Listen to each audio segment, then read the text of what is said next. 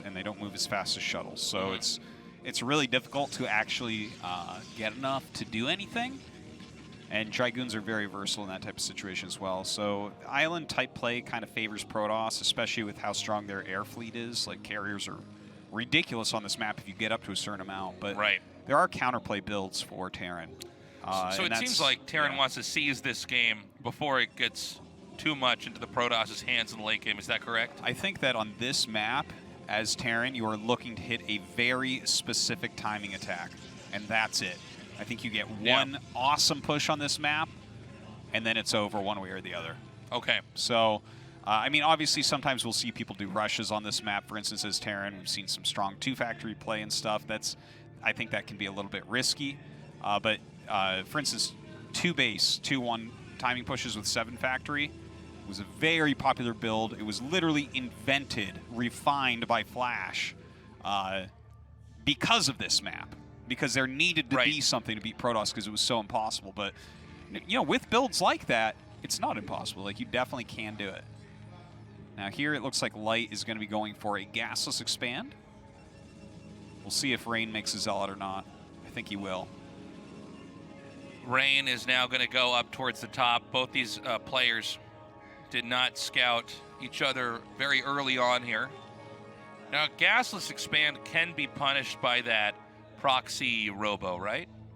Yeah, but it can be. Yeah. I don't know if this game sets itself up for that. The proxy robo is where you make a Reaver out of the viewing spot of the natural, and then you push in and blow the bunker up. And usually it's like the Terran's glass jaw at that point in time. The game just about ends. Well, unfortunately for Rain, he actually... Oh, he gets up the ramp. That's huge. It's huge. Yeah. Now he's going to be able to scout this. Yeah. Well, he needs to... because otherwise, like, now he actually has the... Well, he didn't actually scout over to the side, I'm which a little is bit fine. surprised by this. Yeah. But now, you know, the proxy Reaver probably won't happen because he doesn't actually know what build order it is as of yet. The Zealot will get here and figure it out, but that makes it a little bit late for that play you were mentioning. Now, that play is now zoned out, but the Zealot's going to come in here, put a little bit of pressure on. I think when the Marines are pulled away, maybe we want... Oh, no, he's going to try to push up a little bit further here. Yeah. Ooh, that micro, the SCV actually moving a little bit too far out of the way. Oh, wow. Yeah, there is a second Zealot in the way, and 2 of those Marines are very, very low. He needs to pull another SCV down. I want to see what's going on back at home for Protoss here. I'm very curious about the tech choice, because we don't have a Nexus coming down yet. And, you know, the command center's already started here. And so this bunker is going to finish in the nick of time. Ooh. All right, well, at least he has enough here that he can just push that right back. Okay, so everything seems very safe. I believe we'll just see a Nexus here. This seems to be less than ideal right now for Rain here. Yeah. His Nexus is going to start just now. He got like 1 SCV. I mean, obviously the factory's going to be a little bit slower. He had to make a lot of Marines, and, you know, that bunker very, very early. But now, Artosis was mentioning early on that a lot of times for the Terran, this is going to come down to one very significant push, because the way this map is constructed, it's easy for Protoss, even in disadvantages as the game carries on, to escape and make expansions in locations that are just very difficult for the Terran to reach with an actual push. You can kill a Protoss by pushing into the main, just like you can with a Zerg, assuming they don't have gateways and other spawn locations. But already, I would say this is setting up for a pretty healthy push here from Terran, especially because we saw the CC was set up way earlier than the Nexus was.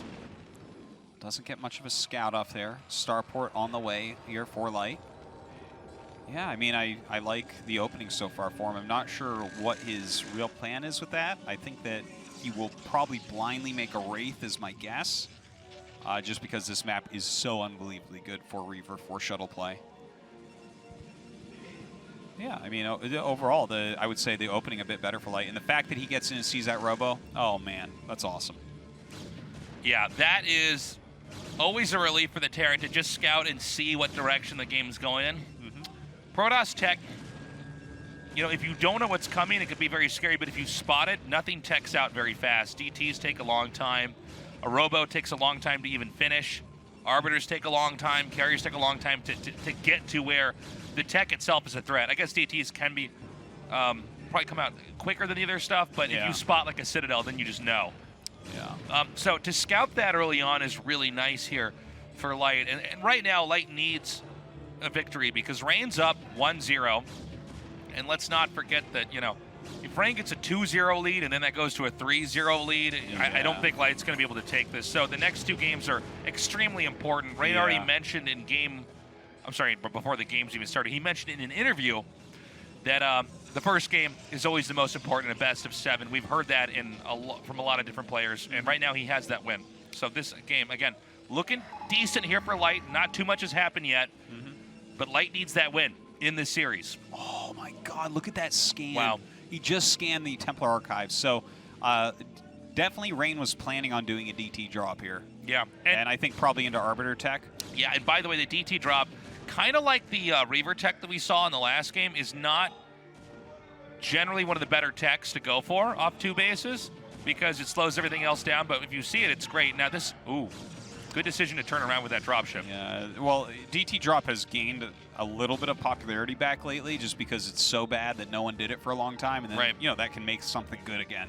But a great scan. Look at this. He's actually maneuvering in his dropship. Gets 2 speed vultures in here. Let's see how many probes he gets. Already got 1. 2 probes. Oh, beautiful building placement. Good. See, this is part of the reason why Rain is so strong. He literally only needed to put down 1 building to make it vulture-proof.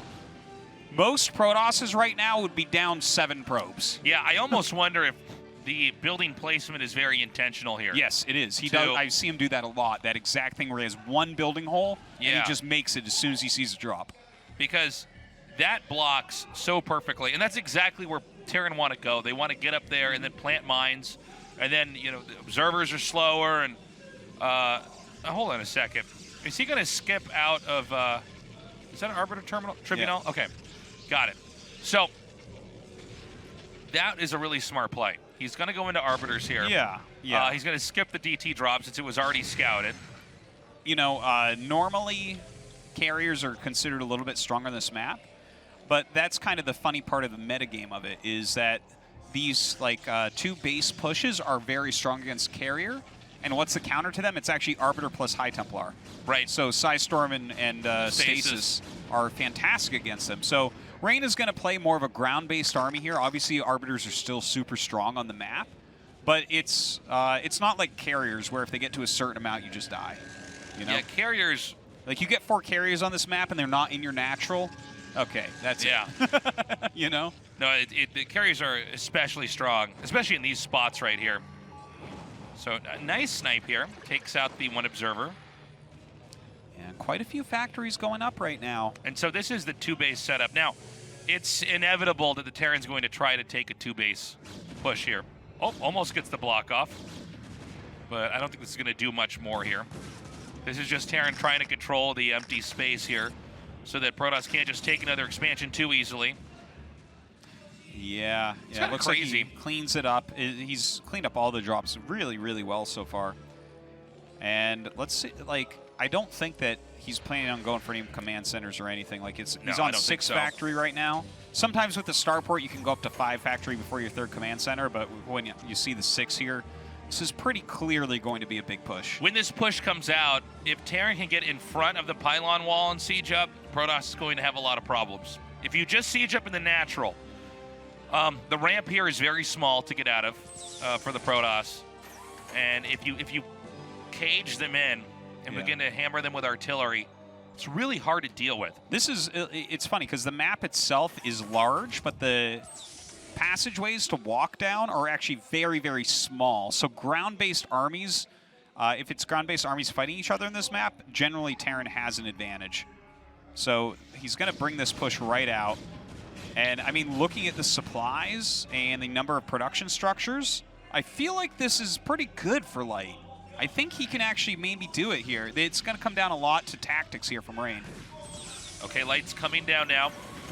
Again, these bridges, another interference here as far as fluidity with your ground army. He's got a nice setup. Supplies are actually a little bit frighteningly close here, considering the position that Terran's in. Yeah. No, this is good for Terran in this type of situation, but when Stasis comes up, that's going to be a big moment. When Speed finishes for the Zealots, that's a big moment. Notice how Rain has a group down at the bottom. He's trying to do something here tactically, find units that are, poorly positioned, pick something off, because he needs to do that. This push is just so deadly. Okay, now he does not have enough energy here for stasis just yet. Although Rain wants to try to dive in, which I think is ill-advised, especially with all the Zealots getting destroyed. Basically taking out a tank or two, but, I mean, this is going to be really hard for Rain, man.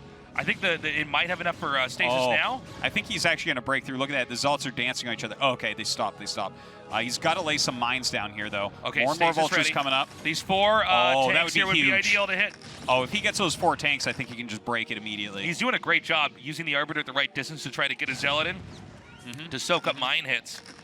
Now, Rain has to be insanely patient here. Oh, my God. If he can cast he's going to get that stasis. Right? I mean, there's no vessel out, right? There's no vessel with this. Vesselless push.